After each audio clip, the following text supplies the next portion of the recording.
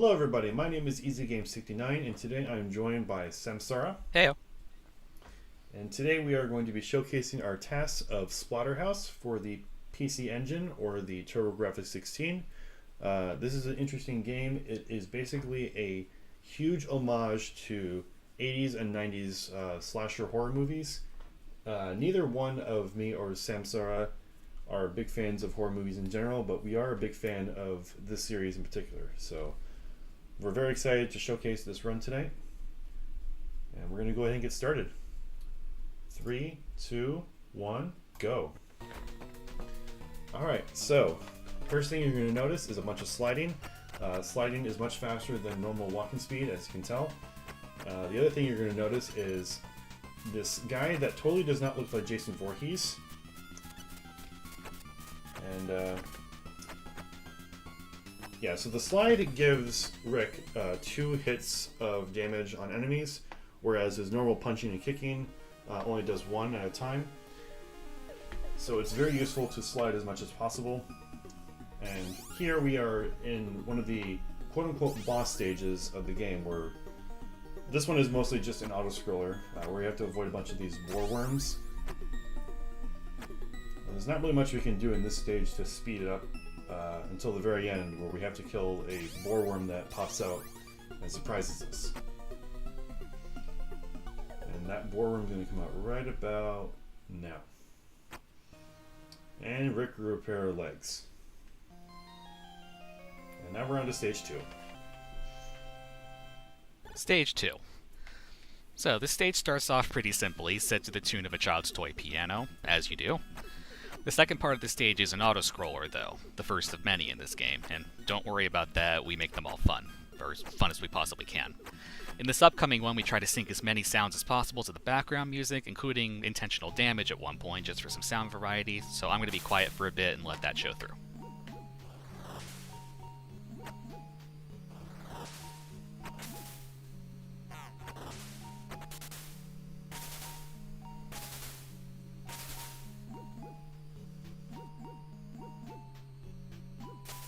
So it's around this point where the music starts speeding up a little bit, makes it a lot harder to actually do some syncing. And then these little floating, spiny, spiky boys come in a lot faster. And the creatures from the Black Lagoon start showing up more, and it's usually around here that I start realizing just how long this part is. Like, there is just so much here. How much faster can this song... Oh, it's over. Well, okay. Poltergeist. This is the boss of stage 2. It's kind of like the boar worms, is that it's not really a boss, so to speak, but more of a survival thing. The first enemy here is a chair. We dropkick that, and then we punch knives directly in the blade, as you do with knives. And the final part is this painting, which for some reason dies in one hit to a slide. It normally takes a lot more than that. I really don't know why it does it here. And then after that, nothing else happens. Also, I lied. That painting needs to be replaced, though, so we use this sprite of Rick, because, let's face it, it's art. Alright, so now we're on to stage 3. This is a very short stage. All we really have to do is just do a bunch of more sliding. We're going to go across this bridge. We do not want to hit the spotlights on the ground, otherwise a giant hand will come and pull us down into the earth.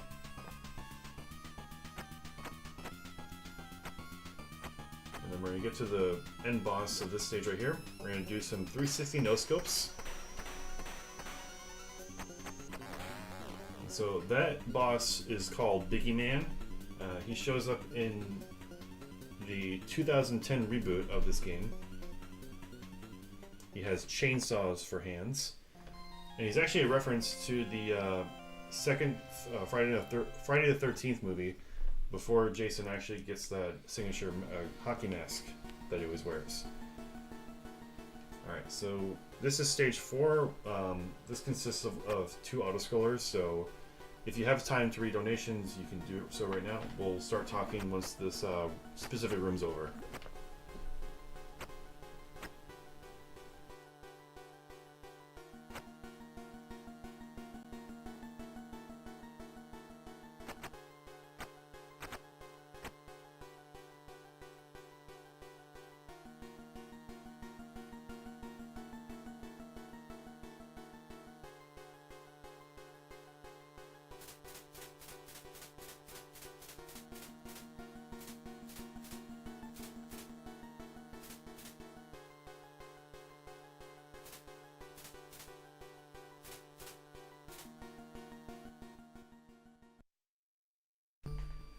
Alright, so now we're in the mirror room. Rick is going to look into the mirrors and admire how handsome he looks. Oh, he looks so great. He's like, oh my goodness. It doesn't seem like it's bothering Rick too much. He's just happily dancing. Shoutouts to AngelWind, who does this exact dance in all of his runs of this game. Oh my goodness. Alright, so looks like Rick knows that there's going to be another fake Rick that'll pop up right there. Oh, okay, it's not there. Oh my goodness.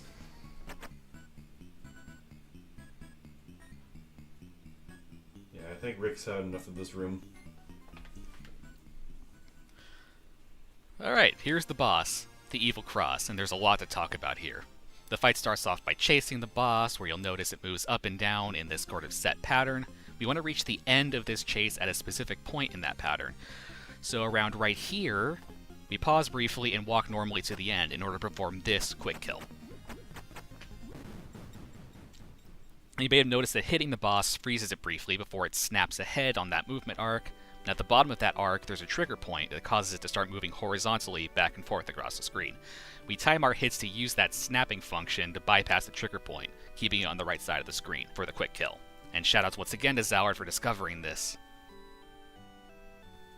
And, fun fact, in the US version of this game, this table is removed completely, except for the candles, which are left floating on nothing.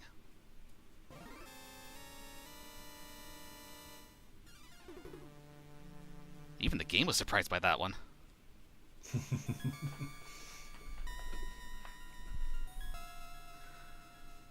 Okay. Stage 5.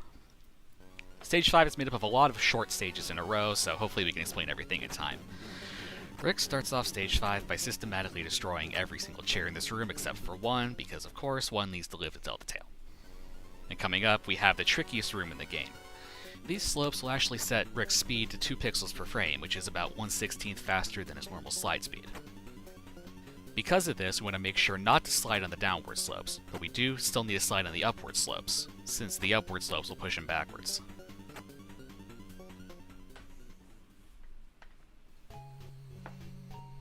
And right here we have a very short auto-scroller. Not even sure why they have to have it this short. Once we reach a certain point in the stage, Rick will just automatically move to the edge, to the exit. Alright, so now in this room, we're going to be setting up a very important RNG seed that happens when you kill this particular witch enemy on a certain frame. So like right there. So that sets up a RNG seed that will cause enemy behavior and spawns to work in our favor for a later stage, because we do not want to get hit at any point while we're damaging the boss. So not much else to talk about here.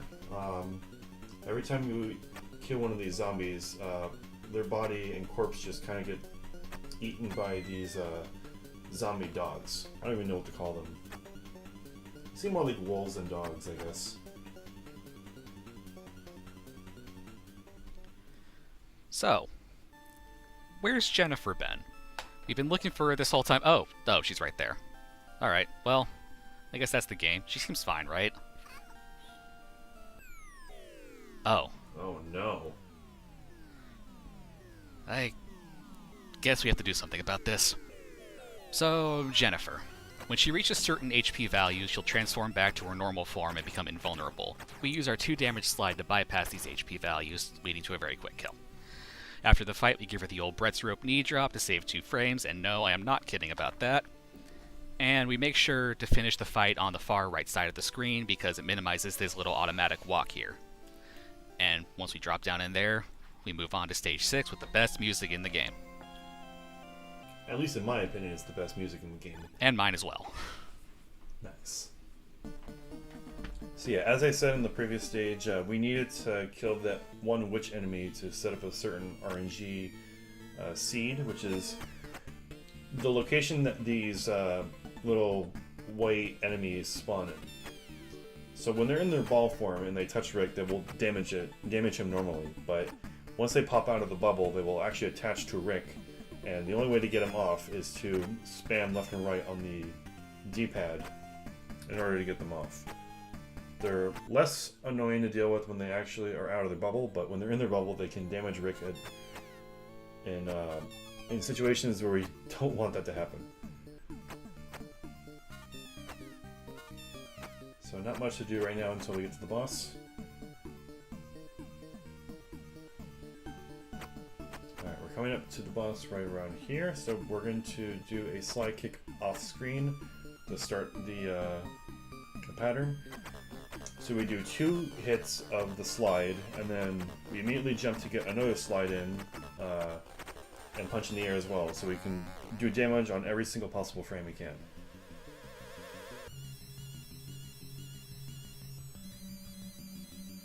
Oh hey look, another pair of legs.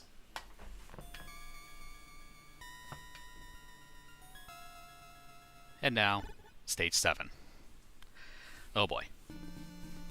Suddenly, everything's burning, which I find kind of ironic because I don't find this stage lit at all. It's a pain to play through normally, there's a lot of waiting, a lot of tight jumps, and so we just damage boost to the end of the stage because, honestly, who wants to deal with all of that?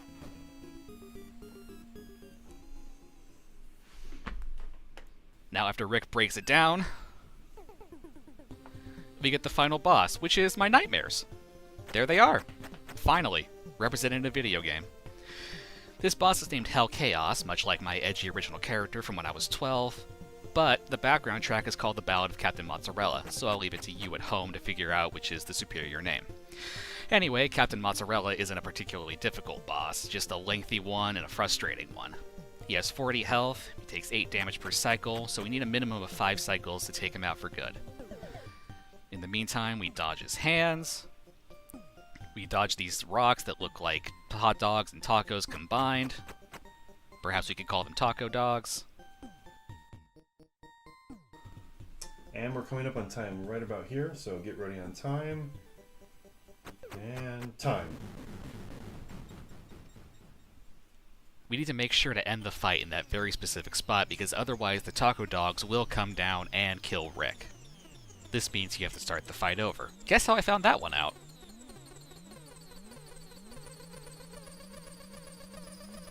Correct. Good work. I assume you responded there. So yeah, that is Splatterhouse. I would like to thank TASGiving for giving us an opportunity to showcase this run today. Just want to give a big shout out to Zallard1, Latmaki, Stormcrow, and everybody else in the Splatterhouse RTA community. We're a very small community, but we're very passionate about this game. If you are interested in speedrunning this game, you can join our Discord. We'll be able to set you up with anything that you need.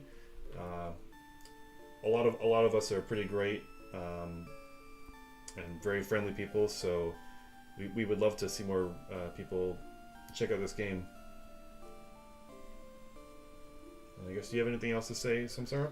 Shoutouts to the Splatterhouse task community, which are 2 people named EZGames69 and Samsara. Very great community. Incredible people to talk to, I would say. Yeah. We're also looking to have more people join our community if you are interested. But you don't have to, it's optional. I mean, I prefer if you do, though. Yeah, I prefer if you do too. Just make this bigger than Super Mario 64, frankly. We need a 1,000-member Discord community. Yes, I demand it. But yeah, that should be enough for us. Good luck to everybody else running in TASGiving, and that should be... And we'll see you on the flip side. Take care, everybody.